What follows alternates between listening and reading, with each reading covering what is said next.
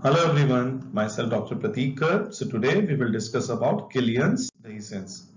Let's start with the question. An elderly male patient presented with the history of dysphagia, regurgitation of the food, foul breath, hoarseness of voice and cough. Right-sided cramps are noted on examination. The most likely diagnosis is. Now look out what examiner want to ask. My patient is in elderly age group. That means around 60s or 70s. That he is presenting with a history of dysphagia, that is painful swallowing, regurgitation of the food with a foul breath. That means bad smell is there. Along with that, the patient is also feeling hoarseness of voice with cough. So the symptoms are suggestive of both the esophagus maybe and the respiratory pathway, that is the laryngeal involvement also. So both my food pipe and windpipe both are affected in the disease. Now right-sided cramps are noted on examination.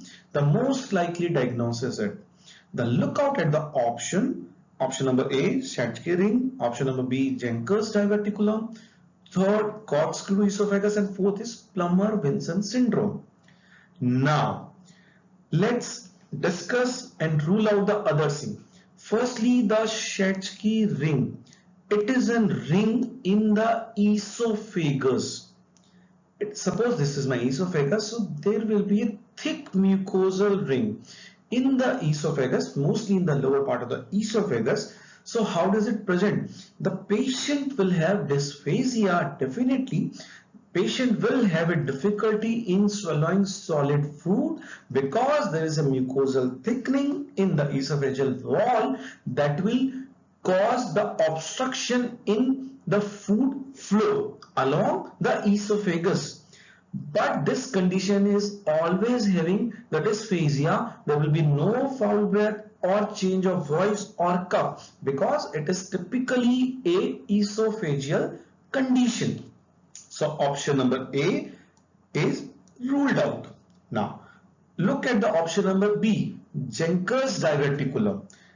Jenker's diverticulum is a false diverticulum. That means it is a mucosal bag without any muscle layer.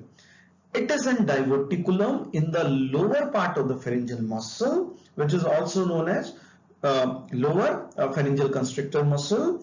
In that, sometime outpouching of the mucosa occurs, leading to a bag formation where the food will accumulate. Okay, and this food will cause the dysphagia. Sometime through this bag, the food may come up, causing the regurgitation.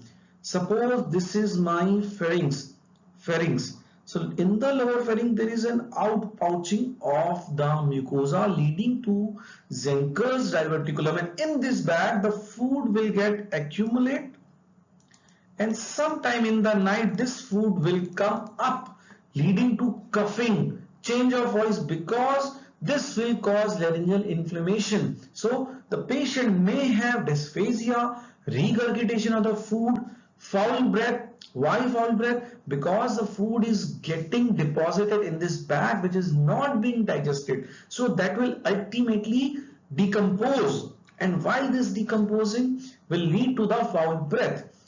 And because of the laryngeal inflammation, the patient will feel the hoarseness of voice and cough. Mostly the cough is nocturnal because in the night when the patient is lying down, this food small bit will come up. They may go into the lungs or in the airway, leading to coughing. Right-sided cramps are noted on the examination because if we try to palpate this on the neck, so we will feel a sound, gurgling sound like this. If you palpate the lungs, the crepitations will be there. So most likely diagnosis seems to be Jenker's diverticulum by looking at the option. Let's look at the other option. What do we mean by corkscrew esophagus? Corkscrew esophagus is also known as nutcracker esophagus. In this pathology or disease, what happens is there is uncoordinated peristalsis movements You don't need to write it down. I have written everything in the next slides. Just try to understand.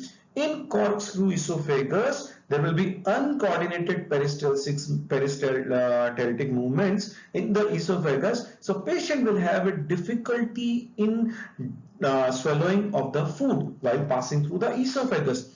Again, this condition will not present as a hoarseness of voice or any coughing.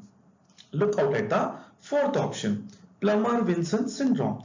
Plummer-Vinson syndrome, we all know it also present. It is generally a triad, the triad of three things. Firstly, there will be iron deficiency anemia.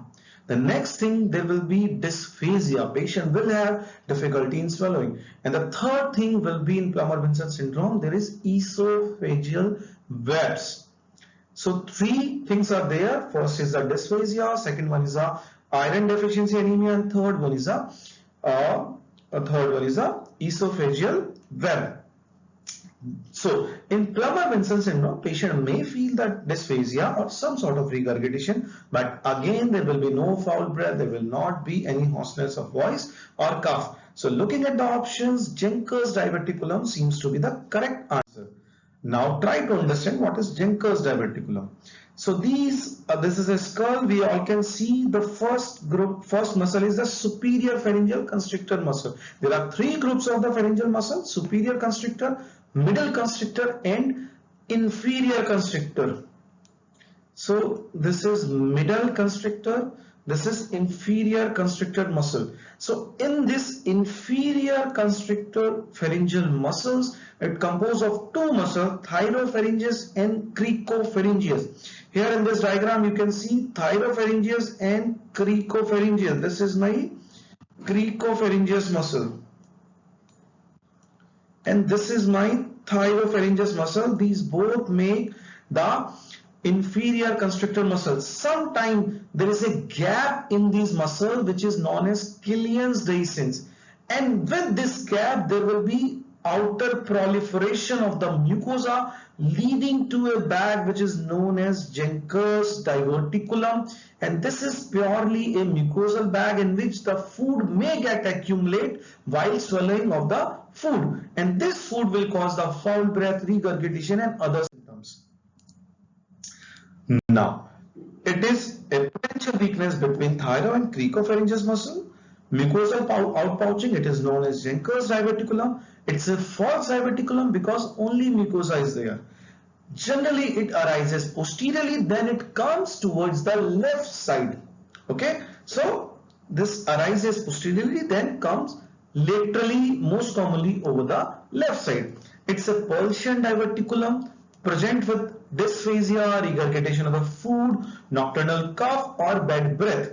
And there is a sign in this which is known as Boy's sign. What is this sign? If we try to palpate over this diverticulum, there will be gurgling sound because it's a bag full of air in the food. So there will be a gurgling sound. So the sign is known as Boy's sign. It is important for the exam. Has been asked in the last years also. And what is the treatment? The only treatment is surgical excision. There is no medical treatment. You have to excise this bag and marsupialize it, or we can say just remove it and suture the remaining mucosa. Now look at the other option, Setske ring. I have already told you it's a narrowing of the lower part of the esophagus that causes intermittent dysphagia, especially during fast ingestion of the solid food. Corkscrew esophagus, it is known as nutcracker esophagus. It's a spastic motility disorder in which the uncoordinated peristaltic movements will be there in the esophagus, uncoordinated contractions that will lead to dysphagia. And what will be a Plummer-Vinson syndrome? There is a triad of post-cricoid dysphagia, upper esophageal web and iron deficiency anemia. I hope you all understand it. So now look at the next question. An elderly male present with history of dysphagia, halitosis means bad breath, regurgitation, hoarseness of voice and cough. His barium swallow is given below. Following is true about this condition except. So again we can see there is a mucosal outpouching. You can appreciate this. This is in case of Jenker's diverticulum. So examiner want to ask what is true and what is false. So all are true except it is a posterior pouch. Yes, it's begin posteriorly, then comes laterally. It's a false diverticulum. Yes, because only mucosa is there. There is no muscle here or other walls. Should be managed by excision. Yes, absolutely correct. There is no other treatment. Option number 4. Due to traction from outside the esophagus. It's wrong. It's not from esophagus. It's from the pharyngeal walls. So answer seems to be option D.